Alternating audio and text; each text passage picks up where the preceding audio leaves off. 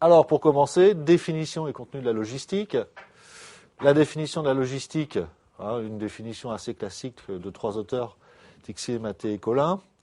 Alors, la logistique est le processus stratégique. Déjà, attention, 2 informations très importantes. Processus. Un processus, c'est transversal à l'entreprise. Généralement, ça part de son environnement et ça aboutit à un client. Souvent, ça part du client et ça aboutit au client. Donc, c'est un processus stratégique. Ça veut dire que son importance est capitale. On n'est plus dans simplement l'opérationnel. Il y a des enjeux stratégiques aux activités logistiques par lesquelles l'entreprise organise et soutient son activité. Donc, les missions de la logistique, elles interviennent dans l'organisation et dans elle rend possible, si vous voulez, la logistique rend possible les activités de l'entreprise. C'est une condition du fonctionnement de l'entreprise. À ce titre, sont déterminés et gérés les flux matériels et informationnels afférents. Alors, flux matériel, évidemment, puisque dans la logistique, il y a le transport des marchandises, des matières, etc., à l'extérieur de l'entreprise, mais aussi à l'intérieur. Mais ces flux matériels partent toujours au préalable d'informations. Donc, les flux matériels s'accompagnent de flux d'informations qui sont donc décisifs. Tant internes qu'externes, qu'amont ou aval. Donc, attention, les flux matières et informations, ils sont générés par l'entreprise ou ils sont générés par les partenaires de l'entreprise. Partenaires, clients, fournisseurs, sous-traitants, équipementiers. Donc, la maîtrise logistique, c'est la maîtrise des flux. Alors, on peut dire ça beaucoup plus simplement, puisque c'est évidemment une définition qui a le mérite de pouvoir être analysée, mais qui va être difficile à utiliser telle quelle dans un devoir, par exemple. On peut dire tout simplement que la logistique, c'est la maîtrise des flux. Donc, optimiser les flux et minimiser les stocks, c'est la philosophie, finalement, de l'activité logistique. Donc, la deuxième définition que je viens de vous donner est très largement suffisante.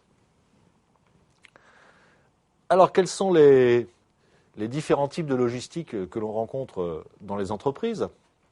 D'abord, on parle de logistique amont. Donc, ça concerne les approvisionnements en matière et en semi-produits. La logistique industrielle, qui est la logistique de production à l'intérieur de l'entreprise. Comment sont organisées les chaînes, les ateliers de production. La logistique aval, qui, elle, va s'intéresser aux produits finis.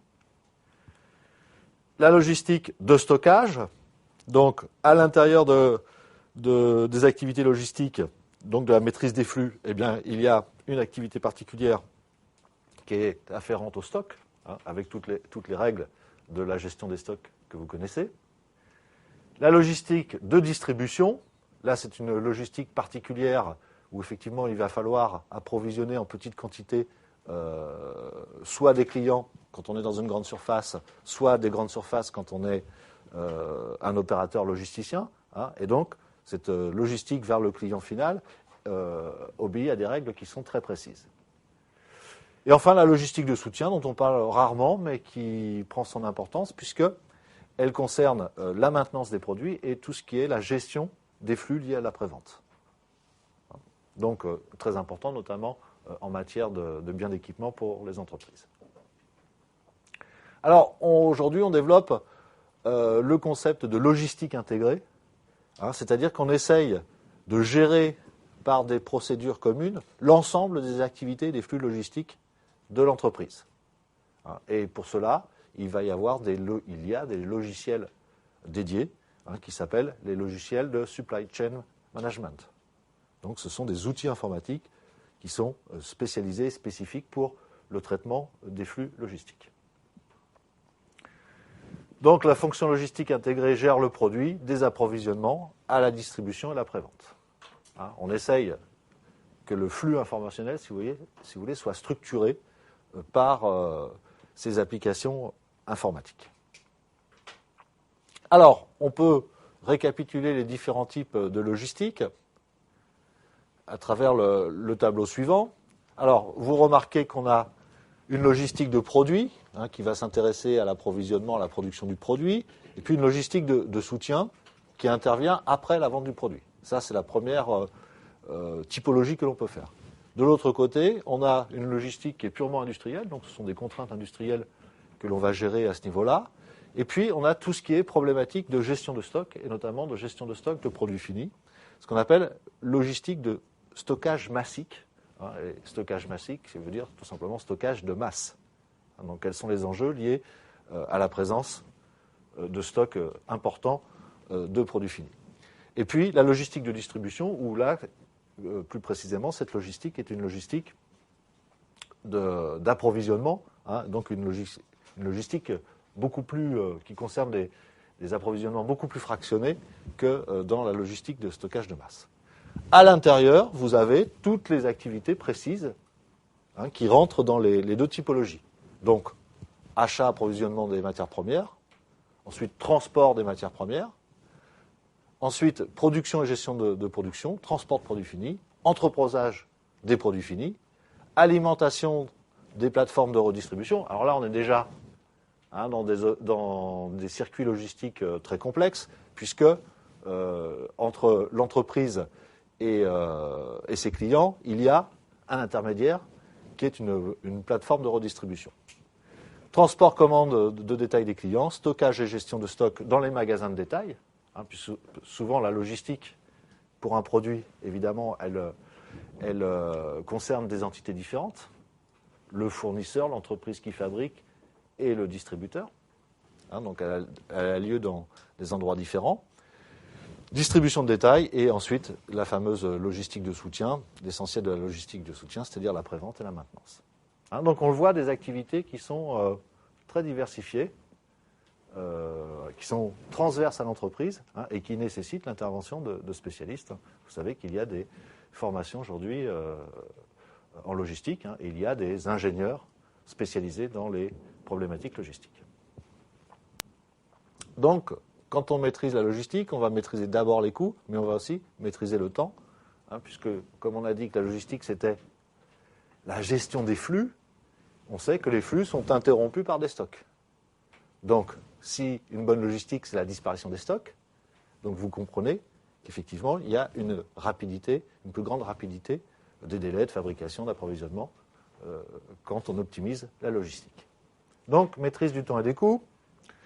On sait que 87% du temps de présence d'un produit dans un site, dans une usine par exemple, est utilisé à des déplacements et à du stockage. Autrement dit, si on avait une logistique parfaite, eh bien, on pourra avoir quasiment une diminution de 80% du délai de fabrication du produit. Vous imaginez un petit peu les coûts que ça représente derrière. À chaque fois que l'on peut raccourcir le process de fabrication d'un produit, eh bien, on gagne de l'argent. Donc les enjeux sont évidemment très très importants.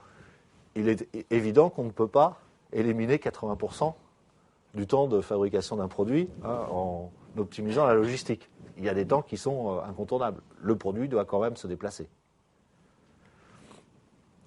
Donc on va avoir une baisse de la durée du cycle de production et une baisse des coûts qui sont liés à ce cycle de production.